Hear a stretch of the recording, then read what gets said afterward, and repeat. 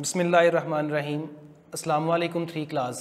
हम chapter number 8 length पढ़ रहे हैं। उसकी हमने कुछ कल बेसिक चीज़ें जो थी वो पढ़ी। उसके बेसिक यूनिट्स के बारे में पढ़ा, उसके यूनिट्स को यूज़ करने के बारे में पढ़ा कि हमने सेंटीमीटर का भी यूज़ करना है, मिलीमीटर का भी यूज़ करना है, किलोमीटर का भी यूज़ करना है या मीटर का भी यूज़ करना है। फिर मैंने आप लोगों को ये कुछ क्वेश्चंस दिखाए, कुछ लाइंस को मेजर करके बताया। कुछ मैंने कहा था कि आप लोगों ने आपको होम टास्क दिया था कि आप लोग ये खुद करोगे। उम्मीद है कि वो क्वेश्चंस आप लोगों ने खुद किए होंगे। नेक्स्ट हमारे पास जो है वो है यूनिट्स को कन्वर्ट करना। बेसिक आपका काम यहाँ से स्टार्ट हो रहा है। जो हायर क्लासेस में जाकर आपको इसकी ज़रूरत काफ़ी सारी पड़ेगी। इसको अच्छी तरह से समझिएगा ताकि आप लोगों का कॉन्सेप्ट जो है वो यहाँ पर ही क्लियर हो जाए, ताकि आगे जाकर आप नेक्स्ट क्लासेस में आपको इससे कोई प्रॉब्लम ना हो सके। हमारे पास यूनिट्स जो होते हैं, आप लोगों को मैंने बताया था कि यूनिट्स के बारे में वो कुछ बातें मैं यहाँ पर लिखता हूँ कि जो 1 किलोमीटर होता है आपके पास वो 1000 मीटर के इक्वल होता है, ठीक है। और 1 मीटर जो है वो आपके पास 100 सेंटीमीटर के इक्वल होता है। और 1 सेंटीमीटर जो है 1 सेंटीमीटर वो आपके पास 10 मिलीमीटर के इक्वल होता है। ये 3 यूनिट आप लोगों ने याद रखनी है, बस 3 बातें। नाम तो इसके अंदर 4 हैं लेकिन ये बातें 3 नज़र आ रही हैं आपको। Kilometre, metre, centimetre and millimetre. ये किलोमीटर के बारे में और ये मिलीमीटर के बारे में आपकी बुक के अंदर ज़्यादातर उसने डिटेल से नहीं बताया हुआ। आपकी बुक में मीटर और सेंटीमीटर को ही डिस्कस किया गया है। अब ये एक सिंपल चीज़ है। हमारे पास एक क्वेश्चन है जिसमें वो कह रहा है कि आपकी यूनिट है जी 3 मीटर। एक लेंथ उसने दी हुई है 3 मीटर। फॉर एग्जाम्पल, मैं एग्जाम्पल बता रहा हूँ आपको। ये 3 मीटर जो लेंथ है, 3 मीटर की एक चीज़ है, उसकी लेंथ जो है हमने वो सेंटीमीटर में निकालनी है। अब ये नहीं है कि हम 3 मीटर वाली चीज़ को सामने रखेंगे और अपना स्केल या मेजरिंग इंस्ट्रूमेंट जो भी होगा उसके साथ उसको सेंटीमीटर में फाइंड करना शुरू कर देंगे। नहीं, मैथमेटिक्स जो है वो आपको इस चीज़ों से बचने के लिए, आपकी लाइफ को आसान करने के लिए बहुत सारे इस तरह के जो मौके हैं वो प्रोवाइड करता है कि आप लोग इस चीज़ से बचने के लिए, अगर उसने आपको 3 मीटर वाली चीज़ का एक लेंथ बता दी है, यानी कि 3 मीटर की एक लेंथ दे दी है आपको, बाकी अगर वो किलोमीटर में उसको फाइंड करने का कहे या सेंटीमीटर में फाइंड करने का कहे या मिलीमीटर में फाइंड करने का कहे, अब आप लोग उस चीज़ को देखे बगैर, उस चीज़ की लेंथ फाइंड किए बगैर, वहाँ पर किसी इंस्ट्रूमेंट को यूज़ किए बगैर, अपने माइंड को यूज़ करते हुए ही आप 3 मीटर को किलोमीटर में भी कन्वर्ट कर सकते हो, आप सेंटीमीटर में भी कन्वर्ट कर सकते हो, आप मिलीमीटर में भी कन्वर्ट कर सकते हो। ये एग्जांपल जो मैंने आपके सामने लिखी हुई है, जिस तरह के कुछ क्वेश्चन हमारे पास मौजूद हैं वो हमने सॉल्व करने हैं। इसके बाद मैं आपको बताऊंगा कि ये वाले क्वेश्चन आपने ऐसे सॉल्व करने हैं जैसे मैंने आपको एग्जांपल करवाई है। तो ये 3 मीटर को मैं मीटर के अंदर, अगर 3 मीटर को सेंटीमीटर में कन्वर्ट करना चाहता हूँ, यानी कि 3 metre is equal to dash centimetre, तो इसके लिए आपको कोई रट्टा लगाने की जरूरत नहीं है। एक कॉन्सेप्ट आपके माइंड में क्लियर होना चाहिए कि मेरे पास जो 1 मीटर है उसमें कितने सेंटीमीटर होते हैं। अगर ये बात आप लोगों को याद है कि 1 मीटर में कितने सेंटीमीटर हैं, तो फिर आप ये वाला क्वेश्चन हो या इससे अलावा कोई और क्वेश्चन दे दे, वो कोई और वैल्यू दे दे, 7 मीटर दे दे, 100 मीटर दे दे, 2000 मीटर दे दे, 5000 मीटर दे दे, जितनी मर्जी बड़ी लेंथ दे दे या जितनी मर्जी छोटी लेंथ दे दे, अगर ये वाली बात आपके माइंड में क्लियर है कि 1 मीटर जो है वो 100 सेंटीमीटर के इक्वल होता है, तो फिर ये वाला काम आप लोग आसानी से कर सकोगे। कैसे करना है? आप लोग जब इस क्वेश्चन को सॉल्व करोगे, आप लोग सॉल्यूशन के अंदर लिखोगे एज वी नो दैट, जैसा कि हम जानते हैं। क्या जानते हैं जी? As we know that 1 metre is equal to 100 centimetre. 1 metre जो होता है वो 100 सेंटीमीटर के इक्वल होता है। ये बात मैंने यहां पर जो लिखी हुई है, तो इसका क्या फायदा हुआ लिखने का? 1 मीटर जो है वो 100 सेंटीमीटर के इक्वल है। ये बेसिक कॉन्सेप्ट है, ये बात आपको याद होनी चाहिए वैसे भी। अब उसने कहा था कि 3 मीटर किसके इक्वल होगा, तो फिर आप लोग यहां पर क्या करोगे? 3 metre is equal to 3 multiply by 100 centimetre. ये बिल्कुल वही बात आ गई। फर्ज करें कि अगर हमारे पास ये एक बोर्ड मार्कर जो है, एक बोर्ड मार्कर, अगर ये 5 रुपीज़ का है, लेट्स सपोज अगर ये एक बोर्ड मार्कर जो है वो 5 रुपीज़ का है, तो इस तरह के 3 बोर्ड मार्कर परचेज करना चाहते हैं, या 5 करना चाहते हो, या 8 करना चाहते हो, तो क्या करोगे? शॉप वाले के पास जाकर कहोगे ये लो एक के पैसे, ये लो दूसरे के पैसे, ये लो तीसरे के पैसे, ये लो चौथे के पैसे। नहीं, आप लोग क्या करोगे? अगर एक बोर्ड मार्कर जो है यानी कि एक पेन जो है आपके पास वो 5 रुपीज़ का है, या 10 रुपीज़ का है, या 15 रुपीज़ का है, तो अगर आपने 8 पेन फाइंड कर, एक पेन परचेज करने हो, 8 पेन जो है वो खरीदने हो, तो क्या करोगे?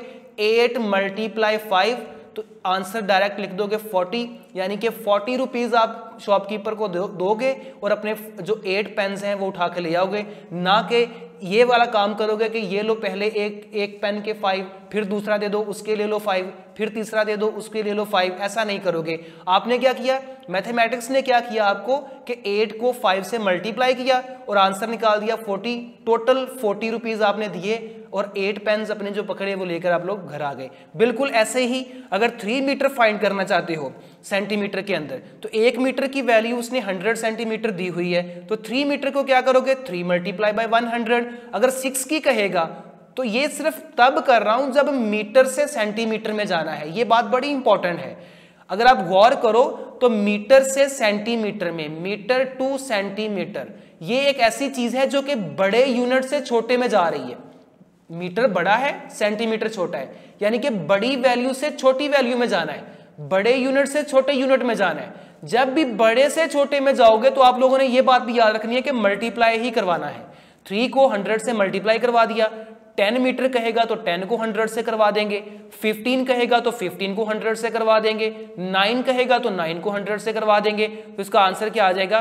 300 सेंटीमीटर, 300 सेंटीमीटर। अच्छा, इसकी अगर बरअक्स उलट क्वेश्चन हो, इसके उलट क्वेश्चन हो अगर, तो फिर क्या करेंगे? उलट का मतलब यह है कि अगर आपके पास उसने क्वेश्चन दिया हुआ है कि आपको उसने 500 सेंटीमीटर दिए हुए हैं और कहा यह है कि इसको मीटर में कन्वर्ट करो, ये क्वेश्चन आ गया। अब आप लोगों ने जो बात पढ़ी हुई है, जो कॉन्सेप्ट सीखा हुआ है, वहां पर वो देखिए कि आप लोगों ने ये बात पढ़ी है कि हमारे पास 1 मीटर में 100 सेंटीमीटर होते हैं। 1 मीटर में 100 सेंटीमीटर। तो आपने तो मीटर से सेंटीमीटर को पढ़ा हुआ है कि 1 मीटर में 100 सेंटीमीटर होते हैं, जबकि आपको मीटर से सेंटीमीटर का क्वेश्चन आया, आपने 1 मीटर वाला कॉन्सेप्ट यूज किया। 1 मीटर आपके पास मौजूद थे 100, आपको 3 फाइंड करने का कहा था, आपने 3 को 1 की वैल्यू से मल्टीप्लाई किया और आंसर निकाल दिया। लेकिन यहां पर जब वो सेंटीमीटर से मीटर में जाएगा तो आप लोग को तो चाहिए था कि 1 सेंटीमीटर की वैल्यू होती है आपके पास। अब 1 की तो मौजूद नहीं है, 1 की हम कैसे निकालेंगे? देखें, अगर थोड़ा सा गौर करोगे तो थोड़ा समझाना चाहता हूं यहां पर कि हम यहां से अब ये 1 metre is equal to 100 centimetre है, या इसको मैं ऐसे भी लिख सकता हूं कि 100 centimetre is equal to 1 metre. 100 centimetre is equal to 1 metre. अब यहां पर मैं क्वेश्चन को सॉल्व करने के लिए यहां से 1 सेंटीमीटर अगर निकालना चाहूं तो ये 100 सेंटीमीटर आ रहा है ना, तो दोनों साइड पे 100 से डिवाइड कर दो। 100 इज इक्वल टू 1/100 मीटर, तो ये इससे कैंसिल हो जाएगा। तो आपके पास क्या बच गया? 1 centimetre is equal to 1/100 metre. यानी कि यहां से एक बात मुझे पता चली कि जब मैंने सेंटीमीटर से मीटर में जाना है ना, सेंटीमीटर से मीटर में, तो फिर मैंने 100 के साथ डिवाइड करवाना है। 100 के साथ क्या करवाना है? डिवाइड। ये वाली बात मैंने कही थी तब जब मीटर से सेंटीमीटर में जाना है। अगर मैं इसको ऐसे लिखूं, सेंटीमीटर से मीटर में जाना है, सेंटीमीटर से मीटर में, तो फिर यहां पर मैंने कहा था कि मीटर से सेंटीमीटर में, यानी कि लार्ज वैल्यू से स्मॉल, लार्ज यूनिट से स्मॉल यूनिट में। यहां पर यह है स्मॉल यूनिट से लार्ज यूनिट में। तो यहां पर मैंने क्या कहा था कि जब आपने मीटर से सेंटीमीटर में जाना है तो मल्टीप्लाई बाय 100। अब यहां पर फिर क्या हुआ? जब आपने सेंटीमीटर से मीटर में जाना हो, छोटे यूनिट से बड़े यूनिट में जाना हो, तो फिर क्या करोगे? Divided by 100, divided by 100। Like यही वाला क्वेश्चन है, 500 सेंटीमीटर, 500 सेंटीमीटर। अगर आप लोग इसको देखोगे डायरेक्ट, अगर आप लोग करना चाहोगे तो आप क्या करो? 500 डिवाइडेड बाय 100 मीटर। ठीक है, अब यहां पर देखना, जरा गौर करना, 3 मीटर था ना जब पिछले क्वेश्चन में मैंने इसको सेंटीमीटर में कन्वर्ट किया, जब मैंने इसको 100 से मल्टीप्लाई करवाया, साथ मैंने यूनिट भी चेंज कर दिया। ये बहुत इंपॉर्टेंट बात है, ये नहीं कि आप 100 से मल्टीप्लाई भी करवा दो और साथ फिर मीटर लिख रहे हो, 3 मीटर से 300 मीटर में चला जाए, नहीं। जब भी आपने मल्टीप्लीकेशन साथ लिख देनी है तो आपने साथ यूनिट भी वही लिख देना है जिसमें आप लोग जा रहे हो।